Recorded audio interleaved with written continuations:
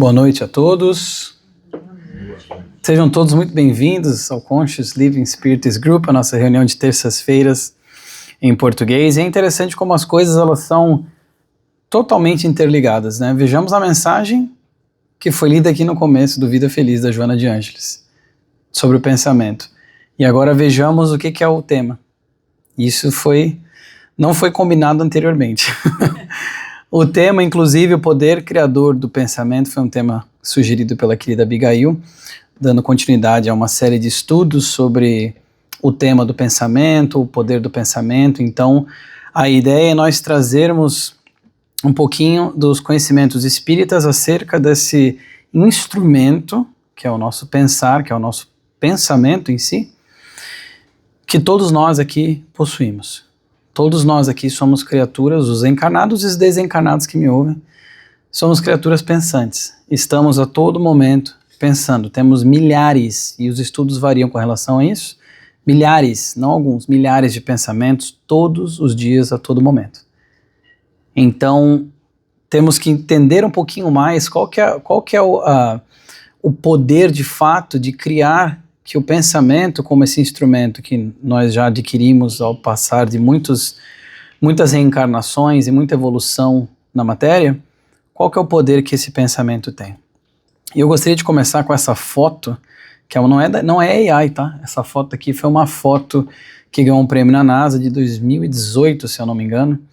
Uma imagem lindíssima, que quando eu li essa frase que vou mostrar, me veio essa imagem à cabeça que eu havia visto antes, que o Emmanuel, ele vai nos falar que a mente é o espelho da vida em toda parte.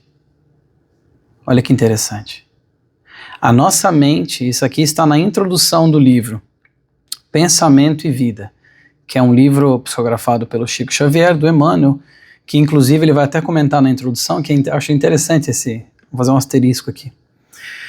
Ele vai comentar na introdução que é uma cartilha que as pessoas, quando vão se preparar para encarnar, ou seja, no plano espiritual, elas possuem esses conhecimentos acerca do pensamento, acerca da vida, e ele então trouxe para nós, para que nós estudemos agora como encarnados, possivelmente. E ele vai dizer que a mente, então, é esse espelho da vida em toda parte. É como esse reflexo que nós vemos aqui. Tá com microfone ainda ou não? Deixa eu tirar um pouco aqui. Não sei, mas eu escuto bem daqui. Vamos tentar assim, senão vai sem microfone mesmo, eu falo mais alto. E então, nós vemos aqui como é esse reflexo, olha que linda essa imagem, né? Como a nossa mente é exatamente como se fosse essa parte aqui de baixo, refletindo tudo aquilo que está acima. O que é muito parecido com o que o instrutor Druso vai falar para o André Luiz no livro Ação e Reação, um livro da obra da série A Vida no Mundo Espiritual. O livro chama-se Ação e Reação. Quando o Druso vai falar para o André Luiz, que ele vai dizer assim: André, imaginemos a mente como um lago. Se as águas, a mente, ou seja, nosso campo mental, como um lago, se as águas se acham pacificadas, ou seja, plácidas e límpidas, a luz do firmamento consegue refletir-se neste lago, nestas águas, com segurança. A luz do firmamento consegue refletir nesse lago, nessa mente, nesse campo mental, com segurança. Aí ele vai dizer, porém, se as ondas, ao quebro das ondas móveis e o lodo que está embaixo chega à superfície, isso já não ocorre. Essas são as minhas palavras, né? Resumindo. Se a nossa mente se encontra plácida, límpida, pacificada, nós conseguimos refletir a luz do firmamento, que é o quê? Que são esses pensamentos, essas intuições, essa ajuda que o mundo espiritual nos traz a todo momento. Mas quando a nossa mente se encontra como um lago, com a água totalmente, com as ondas se quebrando e com aquele lodo vindo à superfície, então imaginemos um lago turvo, umas ondas turvas, como que vai estar o reflexo? Verdade que não estará o reflexo do firmamento. E é uma lição muito bonita para a gente já imaginar também algumas coisas relativas à mente, como que os autores espirituais, os instrutores espirituais, eles vêm elucidar esses conceitos tão difíceis, muitas vezes, utilizando-se dessas coisas corriqueiras, dessas imagens, que eu acredito que todos nós aqui conseguimos absorver, conseguimos adquirir. Então o Emmanuel nesse início aqui fala que a mente é o espelho da vida em toda parte, e nós temos esse exemplo também do lago. Mas nós temos também uma passagem que eu queria trazer aqui, num capítulo do Pensamento e Vida, logo no começo, quando o Emmanuel vai dizer que nós imaginemos a mente humana, olha que interessante, como um escritório. Aí eu trouxe aqui tentei achar uma imagem de um escritório, como se fossem os diferentes departamentos. Então ele vai dizer que, por exemplo, o departamento do desejo é aquele que nos faz querer adquirir as coisas, querer adquirir os conhecimentos, melhorar os outros. Ele fala que tem o departamento da inteligência, que vai também direcionar aonde que nós estaremos colocando o nosso tempo, onde que nós estaremos empregando as nossas faculdades. Ele vai dizer que tem o departamento da imaginação, que é onde nós estaremos amealhando esses propósitos superiores, as metas, os objetivos, e temos também o departamento da memória, que é o departamento responsável por acumular esse acúmulo das informações e dos conhecimentos que nós possuímos e que então trará para nós, muitas vezes, a diretriz correta a seguir. Então nós temos todos esses departamentos. Mas ele fala que tem um departamento que gerencia todos os outros, é o gerente. Departamento da vontade. Então, prestem atenção nessa palavra, porque não vai ser a última vez que ela vai aparecer hoje. A vontade, quando nós estamos falando do pensamento. Então, o departamento da vontade é esse que vai direcionar todos esses outros departamentos para que o nosso, ou seja, está falando da mente humana, para que o nosso pensamento, então, possua a direção correta, a direção no bem. Porque ele vai dizer, sem a vontade, o desejo pode nos levar a séculos de enganos e escolhas errôneas, isso muito sofrimento. Sem essa direção da vontade, a imaginação pode criar muitas sombras e muitos fantasmas. Sem a vontade, a inteligência pode se transformar em o quê? Criminalidade. Olha que interessante, não é isso que nós vemos? Sem essa vontade no bem, a inteligência sendo utilizada para o mal. Sem a vontade, a memória pode ser falha e pode vir trazer, ele vai dar exemplos, né? Vir trazer situações que não nos favorecem, que acabam mais atrapalhando do que ajudando. Palavras fáceis, né? Então, a vontade é esse departamento que gerencia tudo. E aí, falando da vontade, falando também do pensamento, temos que falar do fluido cósmico universal. Aqui trazendo uma parte até mais técnica, eu diria, quando nós temos em vários livros da literatura espírita, vou referenciar, por exemplo, a Gênese, o Evangelho segundo o Espiritismo, que são alguns do Kardec, mas tem tantos outros, que vão falar que o espaço universal, o espaço, ele é sempre preenchido de algo, não existe o vazio. O vazio para nós é algo que nós não conhecemos.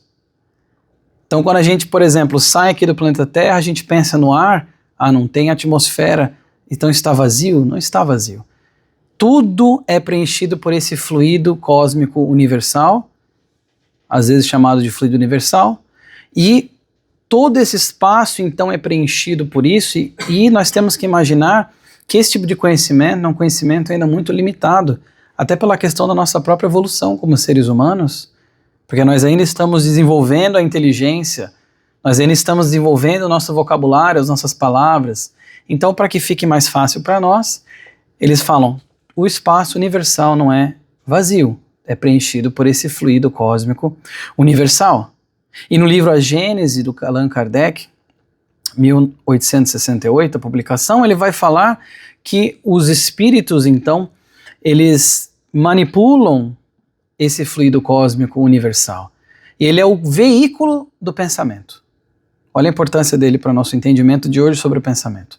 O fluido cósmico universal é o veículo do pensamento. É como que o pensamento, então, cria, que é o tema da noite. Da mesma forma, ele vai dar o exemplo, da mesma forma que o ar é o veículo do som.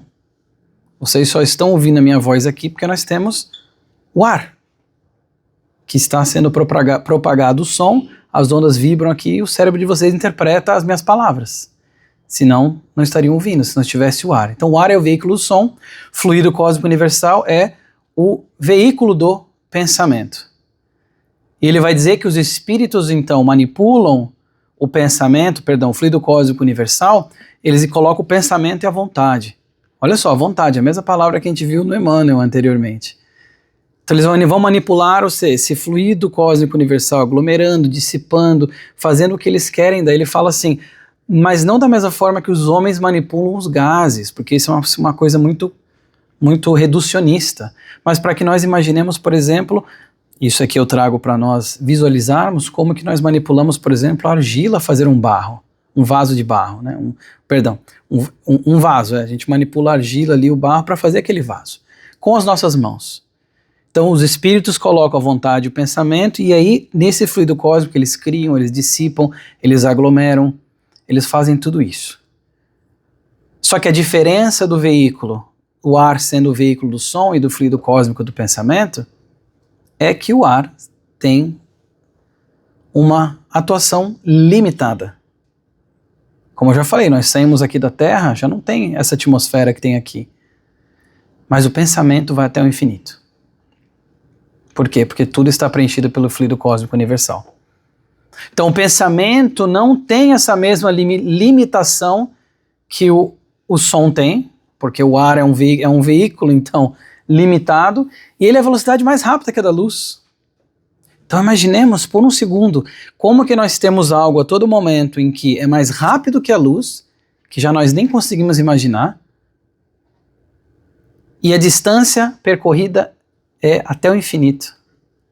Vejamos a força do pensamento. Vejamos a criação, a força criadora de algo, de um instrumento, que se propaga até o infinito numa velocidade mais rápida que a da luz. E no próprio livro da Gênesis, o Kardec também menciona como que se estabelece, aí é palavreado que ele utiliza, uma corrente fluídica entre espíritos quando eles se conectam pelo pensamento. Então por isso que às vezes a gente está pensando em alguém e a pessoa vai lá mandar uma mensagem. Alguém pensou em alguém primeiro, mas ali, opa, estava pensando em você, do nada te mandei uma mensagem. Ou então no dia seguinte, poxa, pensei um monte em você ontem, você manda uma mensagem hoje e tal. Parece até uma coincidência, que a gente fala, nossa, que coincidência. Não é coincidência. É que a gente desconhece alguns fatores, aí para nós parece uma coincidência. Mas na realidade, então, existe esse estabelecimento dessa corrente fluídica, e é importante também ressaltar o que o Santo Agostinho falou no Evangelho segundo o Espiritismo, quando ele vai falar da prece, quando ele vai falar de nós pedirmos ajuda aos espíritos superiores, como que eles falam, não se preocupa, porque nós temos faculdades que vocês ainda desconhecem, e o pensamento nos conecta. Então, basta nós pensarmos que nós estaremos criando, basta nós pensarmos que nós estaremos atingindo de uma forma positiva, eu espero, as pessoas que nós queremos atingir com o nosso pensamento, com uma vibração de amor. Quando nós fazemos aqui a prece e nós estamos pensando em alguém que não está aqui, seja não está aqui encarnado, ou seja não está aqui fisicamente nesse momento, mas está em outro lugar. Quando nós oramos para a cura de alguém que está à distância, e por aí vai. Estamos manipulando o fluido cósmico universal. E aí o André Luiz, nesse livro Mecanismos da Mediunidade, que é um livro da série A Vida do Mundo Espiritual, mas para quem teve já a oportunidade de ler os outros livros e ler esse aqui, parece que nem é da mesma série. É uma leitura completamente diferente, para falar uma palavra legal, do que os outros livros. Então é um livro muito técnico. E ele vai trazer assim, não é uma leitura para você ler de noite, quero dar uma relaxada antes de dormir, vou dar uma leitura. Não, pega o Vida Feliz. Não vai nesse aqui, porque esse aqui você vai ficar pensando e não vai conseguir dormir, ou então vai dormir em 3 segundos, porque é muito técnico. Mas então esse livro aqui, ele vai falar sobre a mediunidade, vai falar sobre a conexão através do pensamento, esse intercâmbio através do pensamento. Aí ele fala num dos capítulos sobre a matéria mental, e ele vai dizer como alicerce vivo, e eu trago aqui os textos na íntegra, de todas as realizações nos planos físico e extrafísico, encontramos o pensamento por agente essencial. Ou seja, atuando nos 2 planos, no físico e no extrafísico, ou seja, encarnados e desencarnados, mundo de matéria e mundo do espírito. Nós temos o pensamento como agente essencial. Entretanto, olha que interessante, ele ainda é matéria. Ele vai dizer a matéria mental, o nome que ele deu aqui é o pensamento. É um tipo de matéria, mas a diferença é que para nós que ainda somos muito como São Tomé vê para crer, para a gente é difícil às vezes mensurar o poder criador do pensamento. Porque se a gente está pensando, eu quero que o meu pensamento modifique a minha saúde, eu vou rezar muito forte hoje, aí deu 10 minutos eu não estou curado, tá vendo? Não adiantou nada. Não adianta nada, pensamento, que não, só foi um pensamento. E nós temos às vezes essa pressa, essa impaciência, por falta de entendimento e falta também dessas virtudes, como eu falei, da paciência e tudo mais, para entender que o pensamento também é essa matéria, também a gente falou do fluido cósmico universal, está sendo manipulado o fluido cósmico universal. Então quando nós estamos criando através do pensamento, nós estamos criando algo material. Uau, vejamos. Só que nós ainda custamos a entender isso. A matéria mental, ele vai dizer, é um instrumento sutil da vontade. Então a gente tem o Allan Kardec, o Emmanuel e o André Luiz falando dessa tal da vontade. Vejamos que interessante. Hã? Leon Denis, nem cheguei. A matéria mental é um instrumento sutil da vontade. Olha só, um instrumento sutil da vontade. Que é aquilo que é, como o Emmanuel falou do departamento, né, que é o que vai direcionar todos os outros departamentos se a nossa mente for considerada como um escritório ou como uma empresa. Então, essa matéria mental é de fundamental importância para que a gente estude e entenda como que o nosso campo mental se encontra, como que ele opera, como que o pensamento se propaga, como que o pensamento cria, como que o pensamento destrói. E o pensamento em si, quando nós vamos falar do pensamento também, não tem como não mencionar, eu acredito, o Livro dos Espíritos. Na pergunta 457 do Livro dos Espíritos, quando Kardec vai perguntar para os espíritos se eles conseguem ver os nossos mais secretos pensamentos. Será que eles conseguem ver os nossos mais secretos pensamentos? Eu sempre gosto de falar que eu acho legal que ele usou a palavra secreto. Por quê, né? Ou seja, ele quis ser enfático num ponto de dizer, mas até aqueles que eu quero esconder, será que eles conseguem ver mesmo? Sim. E a resposta é que eles conseguem, resumindo, ver os nossos pensamentos. Sim, eles falam até mesmo aquele que você gostaria de se esconder de si mesmo. Até aquele pensamento que a gente tem vergonha de ter tido. Eles conseguem perscrutar, sim. Então, quando nós estamos falando de criação do pensamento, estamos falando de uma criação que vem da mente, nós estamos falando de algo que é uma criação visível, perscrutável pelo plano invisível também, que é a pergunta 457. Aí a pergunta, uma das mais legais do Livro dos Espíritos, a 459, demonstrando ali um medo muito humano, eu diria. Então, se eles conseguem ver os nossos pensamentos, eles conseguem influenciar também? E a resposta é mais assustadora ainda, porque vai dizer muito mais do que vocês supõem, do que vocês pensam, do que vocês imaginam, depende da tradução. Muito mais, perfeito, porque muitas vezes são eles quem vos dirigem, aí na outra eles respondem que nem atos nem pensamentos podem ser escondidos, muitas vezes são eles quem vos dirigem. Então nós já pensamos que nós imaginávamos a mente como um forte impenetrável, já não é. Tanto não é impenetrável, também é um forte bem visível, o que ocorre ali, e é um forte influenciável, nada de impenetrável. Então uma pergunta nos mostra que o pensamento, essa matéria mental que nós criamos, é matéria. Segundo, é vista, sim. E terceiro, pode ser manipulada e influenciada pelos espíritos, com certeza. Porque muitas vezes são eles quem vos dirigem. Seja os atos, os pensamentos. Então, por isso que é tão importante, eu vou falar daqui a pouquinho sobre o vigiar e o orar. O vigiar e orar. Porque se nós não vigiamos e não estamos orando para levar esse pensamento, a vibração, nós estaremos como marionetes das mãos de outros. Então a pergunta não é mais se nós somos influenciados, é como e por quem que nós vamos ser influenciados. O André Luiz também vai falar na questão da matéria mental, que ele vai dizer o seguinte: emitindo uma ideia, passamos a refletir as que se lhe assemelham. A questão da sintonia, vejamos. Ideia essa que para logo se corporifica, vira material. É criada com intensidade correspondente à nossa insistência em sustentá-la, mantendo-nos assim espontaneamente em comunicação com todos os que nos esposem o modo de sentir. Então nós criamos aqui, destrinchando aqui esse parágrafo, nós criamos, quando nós emitimos uma ideia, nós estamos refletindo aquelas ideias, porque lembra que a mente é o espelho da vida em toda parte. O espelho faz o quê? Reflete. Nós estamos refletindo aquelas ideias que se assemelham àquela ideia que nós colocamos, que nós criamos.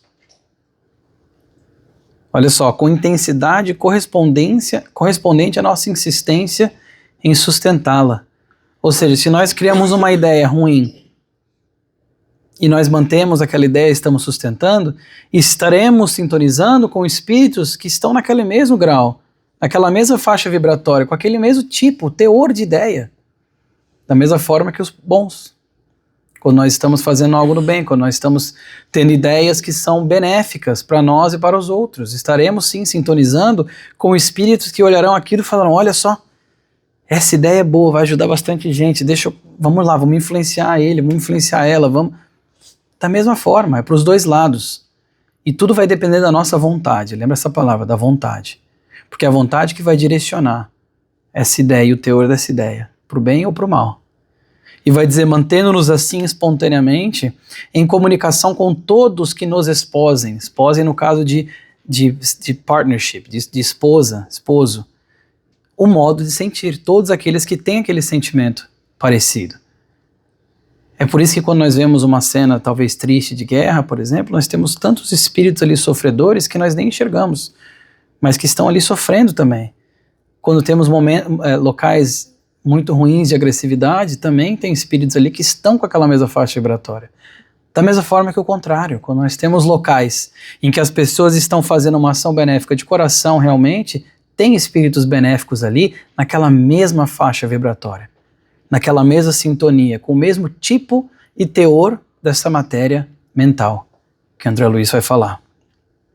E aí ele vai dizer, o André Luiz, no mesmo livro, que a mente de cada um, pelas correntes da matéria mental que exterioriza, eleva-se a gradativa, pelas correntes de matéria mental que exterioriza, eleva-se a gradativa libertação no rumo dos planos superiores, ou seja, para o bem, ou estaciona nos planos inferiores, como quem traça vasto labirinto aos próprios pés.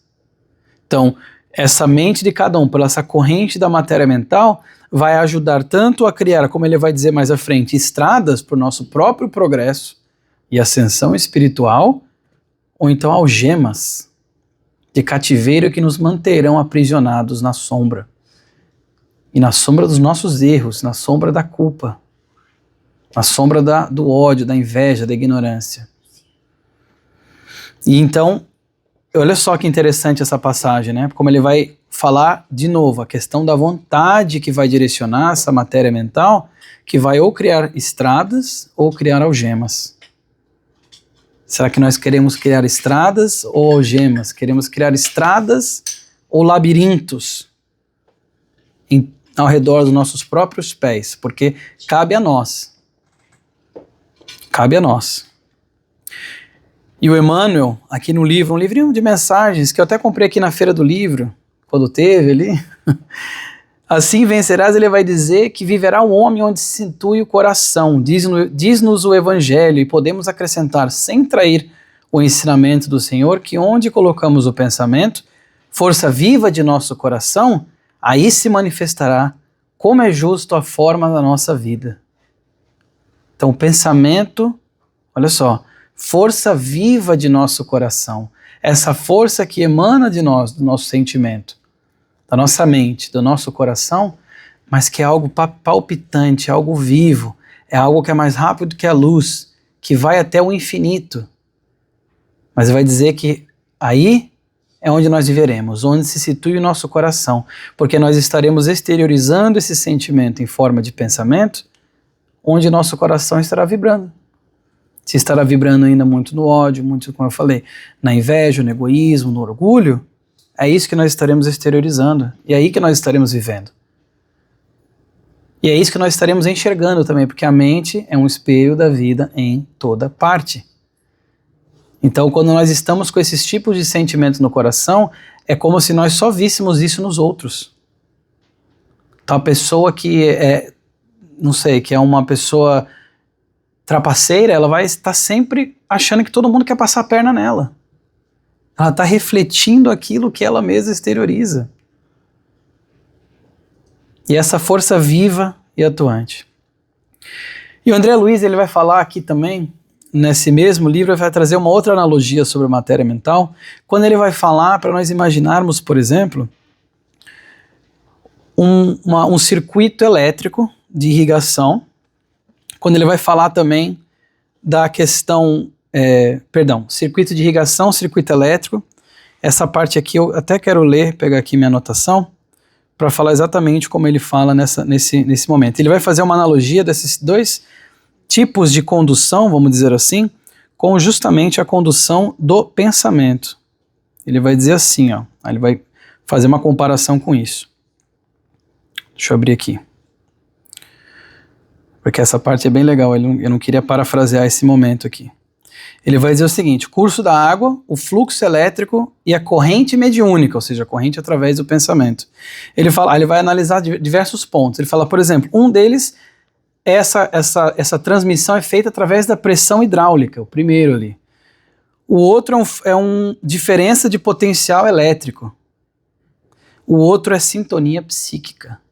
Então o pensamento, essa corrente mediúnica, essa corrente que é feita entre dois espíritos, como nós chamamos uma corrente fluídica, por exemplo, ligados através do pensamento, ele vai dizer que é essa corrente mediúnica. Ele fala, um deles é a pressão hidráulica, que causa então esse movimento da água.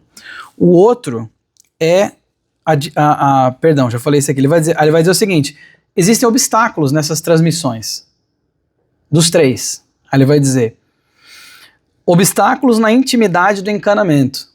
Então, se nós imaginamos que um encanamento de irrigação encontra-se obstruído, ou seja, dentro dele, na sua intimidade, ele encontra-se totalmente obstruído, como é que será que vai ser a água que vai sair daí? Primeiro em força, em pressão, segundo em qualidade. Então ele fala, esse é um obstáculo do primeiro exemplo. O obstáculo do segundo, resistência elétrica do circuito por meio dos condutores, ou seja, a questão também da condução elétrica ali, tendo certos problemas.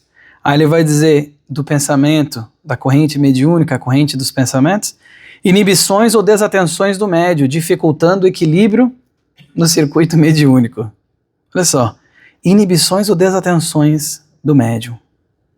Aí ele fala, para que o curso da água apresente pressão hidráulica uniforme, superando a resistência de atrito, é necessário o concurso da bomba ou a solução do problema de nível, que foi uma coisa que os romanos foram muito inteligentes em fazer, a questão do nível da água. Para que a corrente elétrica, entenderam porque eu não queria parafrasear? Para que a corrente elétrica se mantenha com intensidade invariável, equacionando os impositivos da resistência elétrica, é imprescindível que o gerador assegure a diferença de potencial, nutrindo-se um movimento de elevada carga de elétrons, conforme as aplicações da força. Então eu não sou físico, eu jamais conseguiria decorar essa parte aqui. Agora só, e para que se garanta a complementação do circuito mediúnico, a conexão entre os pensamentos, com a possível anulação das deficiências de intercâmbio, é preciso que o médium ou os médiums, em conjunção para determinada tarefa, se consagrem de boa mente à manutenção do pensamento constante, de adesão de aceitação ou adesão ao plano da entidade ou das entidades da esfera superior que se proponham a utilizá-lo em serviço da elevação ou do socorro. Então, vejamos aqui como ele faz essa analogia com esses outros tipos de transmissão, um de água, outro da eletricidade, e o nosso também da questão da corrente mediúnica, da conexão mediúnica, a conexão através do pensamento.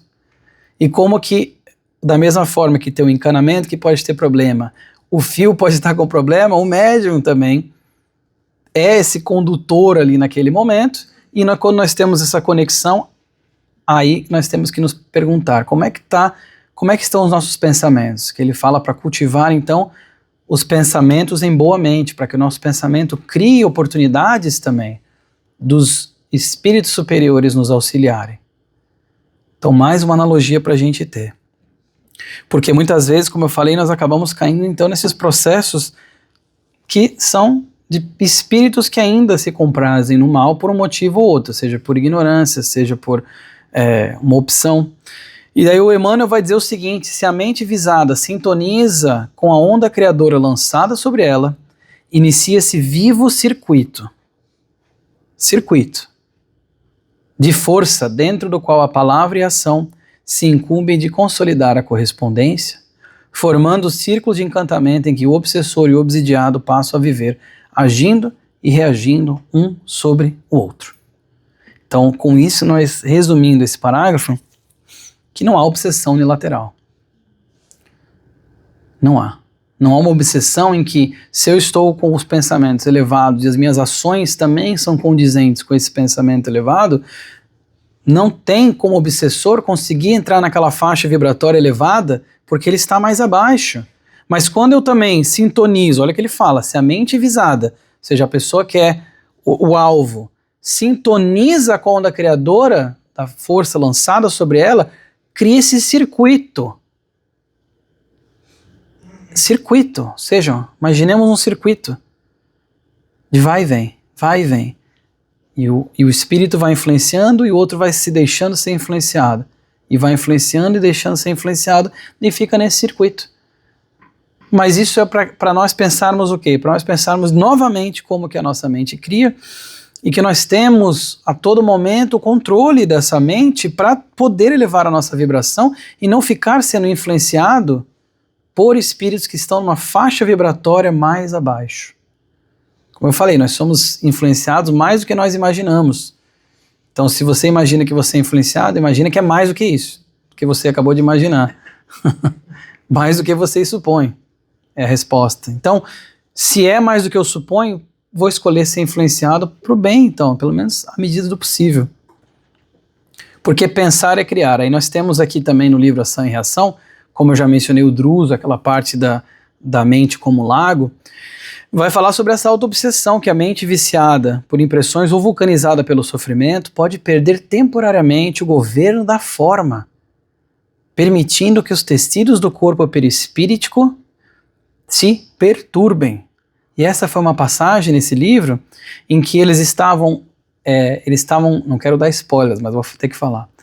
Eles estavam em contato com um espírito que estava completamente no plano espiritual transfigurado, totalmente transfigurado. Aos poucos, com muito trabalho, com muitos passes, com muito tratamento espiritual, eles foram começando a tentar entender o que tinha passado com esse espírito que tinha desencarnado e estava naquela situação horrível.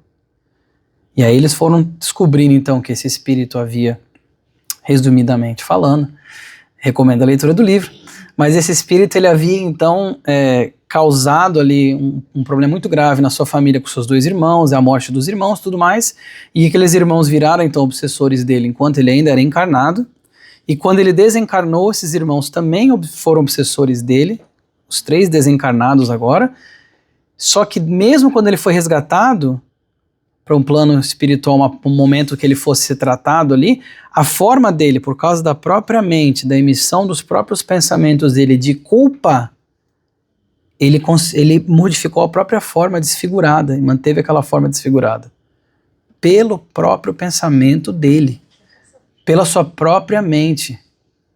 É uma passagem bem forte. E aí eles vão dizer também nesse mesmo livro que as inteligências desencarnadas podem utilizar-se de quadros mentais, tal qual o artista do lápis o faz para uma imaginação de uma criança.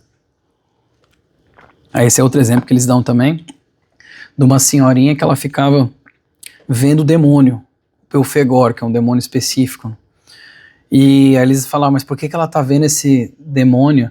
E eles explicaram, porque o obsessor dela, pegando aquele quadro mental, lembra que a Abigail falou no começo aqui sobre as telas mentais?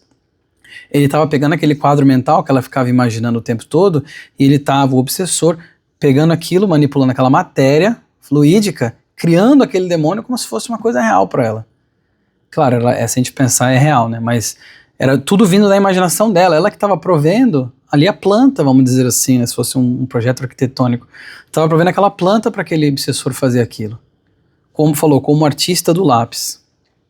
Aí nos domínios da mediunidade tem esse outro exemplo, esses 2 exemplos que eu gosto de trazer também, para nós vermos como é que o pensamento cria, a questão da psicometria. Então, nesse aqui eles vão dar o exemplo de que tinha esse relógio que pertencia a uma família suíça, e quando eles encostavam nesse relógio, eles conseguiam, através dos fluidos ali, que foram os rastros, vou botar entre parênteses, em aspas, porque eles falam de rastros, os rastros que foram deixados através dos pensamentos daquela família, eles estavam muito apegados àquele relógio, mas de uma forma positiva. Então, quando eles vinham, eles encostavam ali, eles conseguiam devassar, por conta daquele rastro deixado pelo fluido mental da pessoa, da família, aquele relógio se ligar com as pessoas que foram donas daquele relógio.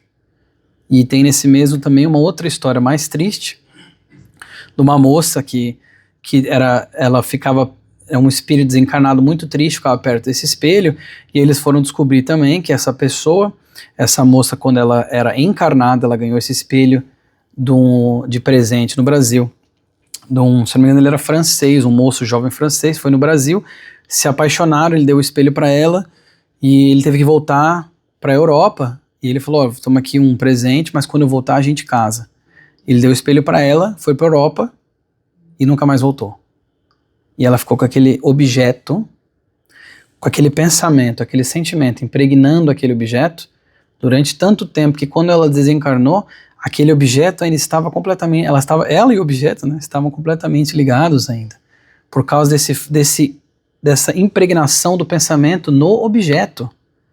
Vejamos isso, o pensamento, impregnando algo físico, que a gente consegue tocar pelos nossos próprios instintos rudimentares ainda, mas tudo por conta do pensamento, daquele sentimento por trás.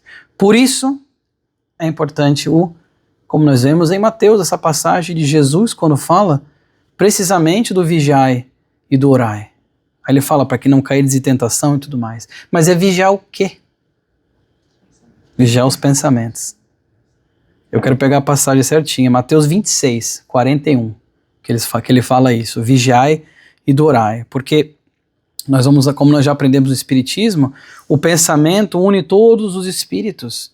E também eles vão falar, o Emmanuel, a Joana de Andes, que tem uma multidade invisível que segue o visível, né, que segue aqueles espíritos. Então, que tipo de telas mentais e que tipo de conexão e sintonia nós estamos tendo? Quando nós vigiamos o pensamento. É claro que por conta da nossa imperfeição ainda não conseguimos talvez ser vigilantes a todo o tempo. Nós nos pegamos às vezes até invigilantes. Às vezes nós damos vazão ao pensamento sugerido por um espírito que não quer talvez que a gente seja bem sucedido. E nós damos vazão a isso. Mas a verdade está sempre na nossa disposição, estamos sempre com a força e com a capacidade de interromper qualquer circuito que se crie, que nós não queremos seja criado. Então o vigiai aqui é esse vigiar os pensamentos. Por quê? Porque Jesus sabia que nós ainda somos muito imperfeitos e nós somos cheios de defeitos ainda. Então assim, vigia os pensamentos, porque tem uma responsabilidade muito grande no seu pensar e é uma criação de uma realidade não só sua, mas dos outros também. Quando nós estamos pensando na questão da força que é o pensamento, essa matéria mental. E o orar, por quê? Para que nós entramos em comunhão com o Pai. O que é orar?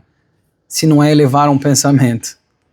Se não é nem quando a gente ora em silêncio, que não movimentamos o ar, mas nós estamos orando no nosso pensamento, na nossa mente, estamos manipulando o fluido cósmico universal, estamos colocando ali aquilo para fora, levando o pensamento às pessoas, levando o pensamento aos espíritos, a Jesus Cristo.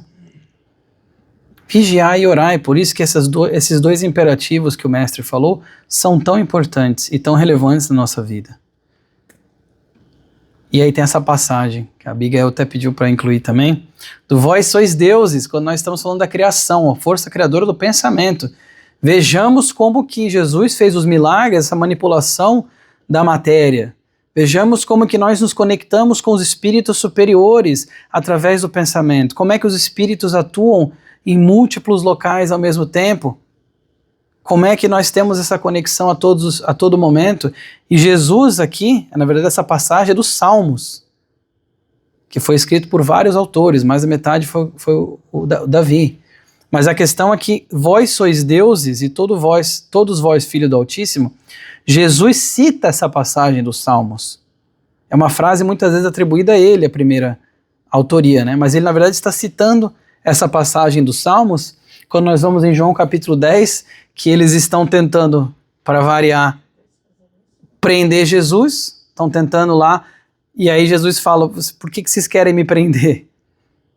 Olha minhas obras, né? Aí eles falam, não, mas a gente vai te prender, não pelas tuas obras, pelo que você está falando, porque você está blasfemando, dizendo isso aí, que falando de Deus, falando que você e o Pai são um só. E Jesus vai dizendo, e ele vai discorrendo, ele fala, mas não está escrito, vós sois deuses? Falou assim, então se vocês não querem me prender, observe minhas obras então. Mas, ou seja, e ele, claro, não consegue prender ele, né? Ele escapa através daqui, né, da fala. Mas é interessante Jesus citar isso lá atrás, do vós sois deuses, quando nós pensamos que o pensamento é essa força criadora e nós conseguimos modificar as nossas realidades com isso. Imaginemos então toda a potencialidade do espírito humano quando ele atingir realmente os cumes da evolução espiritual. Se não será como os deuses. Nós temos isso dentro de nós porque nós fomos criados do Pai. Nós fomos criados da perfeição, nós fomos criados do amor infinito. Então, quando ele fala, vós sois Deus, ele está se referindo a dizendo assim, tá certo, porque cada um de nós tem essa capacidade de criação, tal qual, como se imaginava antigamente, os deuses tinham essa capacidade também de criar e modificar as realidades. É uma analogia aqui, uma parte, talvez um ponto mais subjetivo, mas para que nós tenhamos isso em mente. Então, por que nós temos que vigiar e orar? Porque as preces impulsionam as recônditas energias do coração, libertando-as com as imagens de nosso desejo por intermédio da força viva e plasticizante do pensamento. Essas imagens que nós libertamos através de uma oração ascendem às esferas superiores, tocando as inteligências que nos rodeiam e recebemos as respostas do plano divino. Não existe prece que é jogada fora. Não existe. Não existe prece que é jogada fora. Quando nós fazemos uma prece com o coração, com o pensamento direcionado pela vontade no local certo, a nossa prece será ouvida pelas inteligências superiores.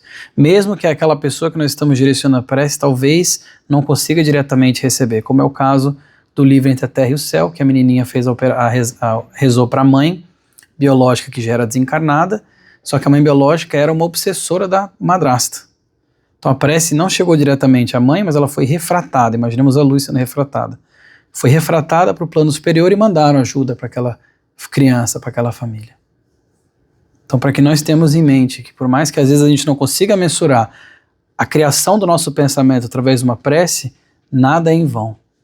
O Emmanuel fala que todas as obras humanas constituem do pensamento das criaturas. A realidade dessa criação pode não exteriorizar-se de súbito. Claro, porque nós somos impacientes. Mas o objeto formado pelo poder mental vive no mundo íntimo, exigindo cuidados especiais para o esforço de continuidade ou de extinção. Todas as obras que nós imaginamos no nosso mundo nasceram no pensamento. Tudo que nós executamos começou aqui. Nós pensamos e aí nós executamos. Então ele fala, a realidade dessa criação pode até não se exteriorizar de súbito. Pode ser que aquela imagem que eu tive, aquele momento de raiva, que eu mandei um pensamento negativo para a pessoa, pode até ser que naquele momento não aconteça algo com aquela pessoa. Mas aquela imagem mental que eu criei, ela vai se manter ali. Ele fala que exigindo cuidados especiais para que aquilo seja mantido ou extinto. Então quando nós nos achamos com a matéria mental de teor mais baixo, é da nossa responsabilidade extinguir aquele quadro mental, aquela matéria. Mas, e aqui chegando no final, renovar os pensamentos não é fácil. A prática do bem simples e infatigável pode modificar a rota do destino, de vez que o pensamento claro e correto, com ação edificante, interfere nas funções celulares, tanto quanto nos eventos humanos, atraindo em nosso favor, por nosso reflexo melhorado e mais nobre, amparo, luz e apoio, segundo a lei de auxílio. Então ele fala que renovar os pensamentos exige muito esforço, exige muito sacrifício do quê? Sacrificar aquelas tendências negativas que nós ainda trazemos conosco. Todas provindas do orgulho e do egoísmo, por sinal. Então exige esse sacrifício, a prática do bem, simples e infatigável, olha só, ela modifica a rota do destino. Por quê? Porque aquela ação é um resultado de um pensamento bom que eu tive. É o resultado de um pensamento positivo. E isso pode modificar a rota do destino. Lembrando até do André Luiz, que falou a questão da estrada de progresso, através do nosso pensamento, através das nossas ações. Então, eu desejo a todos nós muita conexão para que a gente consiga pegar esses conhecimentos e aplicar realmente na nossa vida, entendendo que essa realidade é a realidade de todos nós. E que o nosso pensamento tem uma força criadora sensacional, mas a gente tem que saber utilizá-lo através da vontade. Que assim seja.